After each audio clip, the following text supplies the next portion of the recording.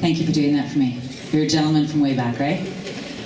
Thanks, Kevin. This is a really nice evening. I've enjoyed your sharing with us, and we talk about, like, even in the intro and in between the songs, you know, the roads where you've been.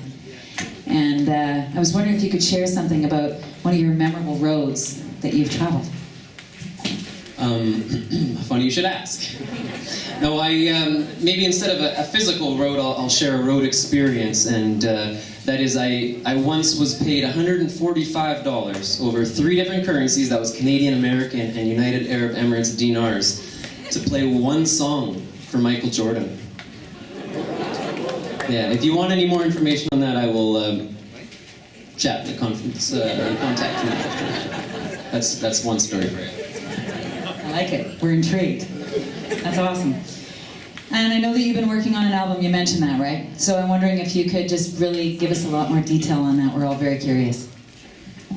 So yeah, I started doing music 2 years ago, and I released an EP at that time, and actually Thursday evening at 9 p.m. I received my tracks from the fella who mastered them and mixed them.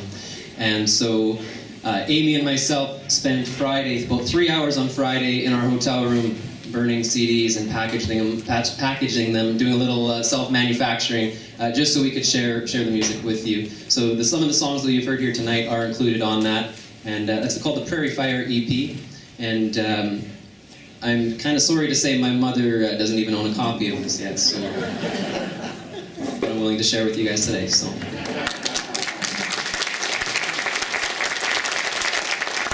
I'm going to ask you, what's one thing that I was actually going to ask something else, but I'll go back to this, that you wish people knew about you?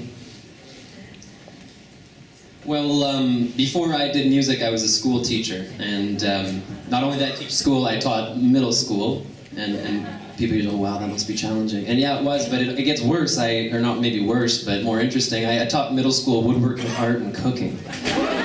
And so basically, imagine giving a bunch of 11 to 14-year-olds implements of destruction and knives and saws and things like that. But it was a great career, and before I made the shift to doing music full-time, I weighed out the pro and con list. And on that list, I was like, okay, well, I got to trade up my office now that I have at school for my Mazda 3 hatchback that's going to hold all my gear now, and my supplies, and my classroom now switches to theaters and bars and house concerts and wherever people are willing to listen to music. And I think the thing that really tipped the scale for me was the fact that I taught middle school students, and I can tell you they never sat through 45 minutes patiently. And also, I was never applauded for a lesson that I did. So thank you very much.